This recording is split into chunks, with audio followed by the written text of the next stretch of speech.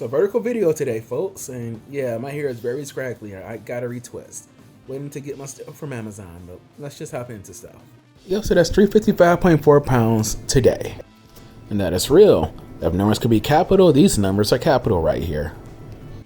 That's 4.3 pounds up from last week. Now, while I'm very disappointed and not happy with that, one, it's not unexpected based upon how I was eating, and two, I'm starting to get back down to normal portions.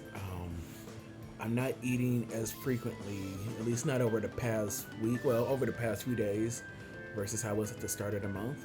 So I have that to go for me, and I got some more adjustments to make.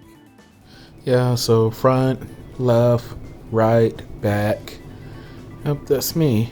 And, well, it got bigger and smaller in some places.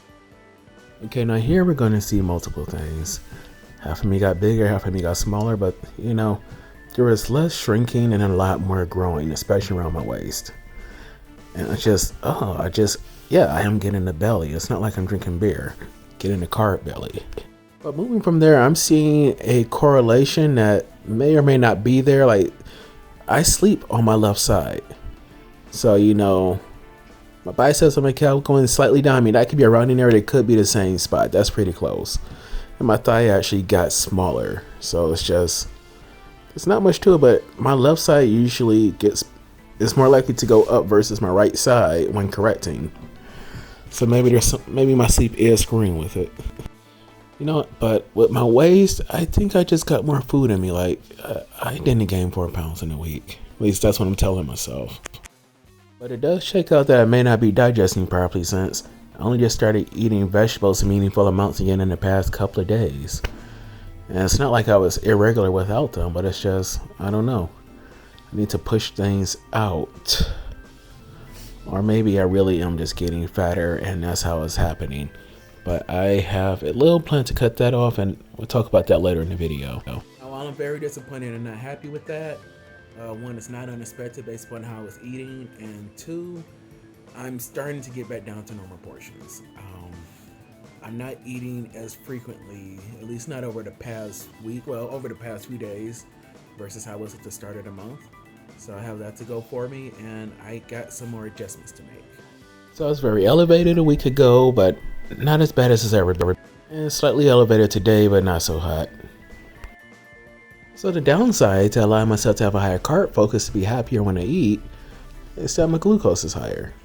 Now, I woke up very late today. Afternoon late. So this is my numbers shortly after waking up, so it could be my dawn effect. But no, I've actually been slacking on my exercise. Somehow my body is still maintaining a base level of ketones here, even when the glucose is high. So some fat is being burned to keep me rolling. I don't know why. Now, I've made a lot of changes here recently. It's probably been very detrimental to my progress here because I made so many at once. At least so many that go far beyond what, I originally went for, which was slow but steady progress, which I originally made. And it's just, I was fasting intermittently earlier this year, without too much of a problem to the point where I can make it to multiple days earlier this year. But, I haven't been speaking too much about it because I just stopped paying attention to it. I mean, hitting about 16 to 17 hours straight on days where I'm not eating as soon as I wake up. But yeah, that's a far cry from 21 hours. 16 hours is about the baseline for where you start to receive benefits. But like, you know what? Why not do what I did before when I originally started to do this? I can pretty much just make 16 hours my goal. And what making 16 hours my goal does is, one, I'm using my time sleeping as part of that, and two, I kill off a little time before I go to bed without eating, and I make sure a little bit of time after I wake up I go without eating as well. So 16 hours, I can get that by pushing things around a bit. It's not so hard, not so bad. It's not killer. It's not torturous. And then I just do it for a week to a month to where it just starts to feel second nature again. And then once it becomes second nature, push it forward by another hour or two, and you just keep doing so until you can get back to multiple days. That's how I did it the first time around, and I thought I could just return to it, but apparently I can't. I cannot. Okay, and also my hunger correlated with me working out. Like, I haven't posted too many workout videos because Honestly, I am still a bit lazy, Like I don't feel like putting my phone up on, what's that called? Tripod whenever I'm going to work out, especially since that was my main source for the music or videos.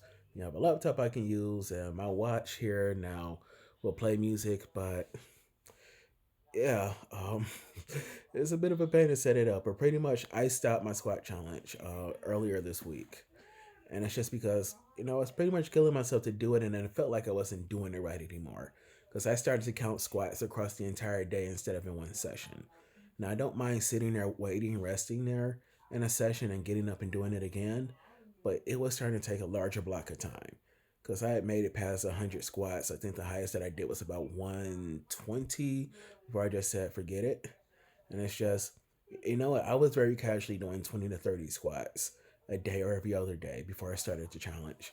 And getting up to 100 something, I mean, even though this challenge was helping us jump up by 5 to 10 squats every day, it wasn't as manageable for myself as I thought. But I did a lot more. I've done a lot more altogether in one session than I thought I could. The most I've done in a single session, and within less than 10 minutes, it's about, I think, 85. Yeah, it was either 85 or 90 squats.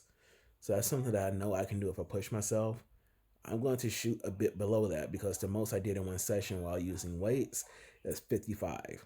So I figure, what? I can make, 55 the number that I strive to hit when I use my kettlebells for weight while doing squats. That seems to be manageable and doable because I want to get a bit of endurance here. I don't care if I'm not actually all that strong, at least not yet. But I want to be able to go for a long time. It's like my problem's never really been with like being able to get things done. It's been with getting things done consistently and over time. Oh, my kid is right there.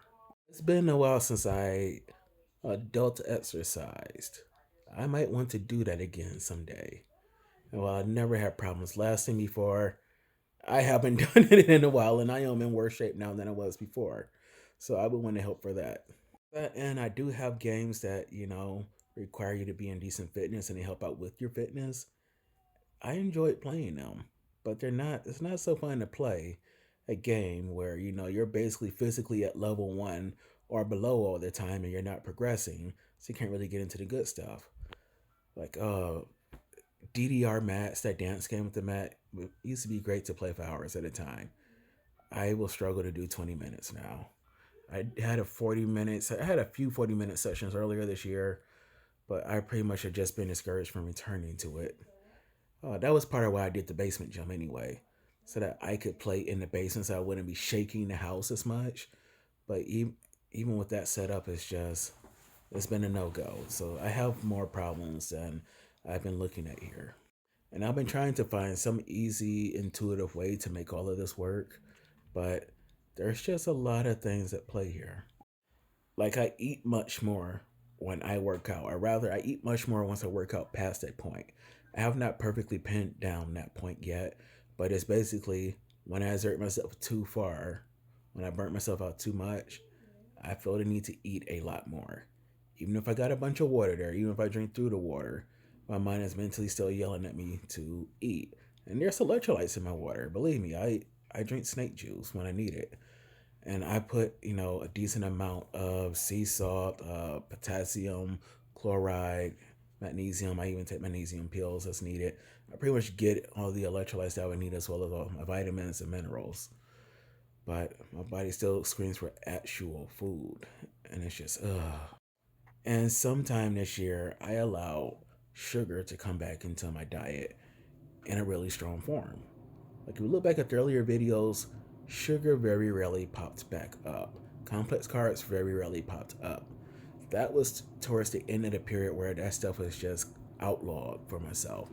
But I slowly started to let them come back in to the point where they're here. And they gotta go again. So I had to work them back out again.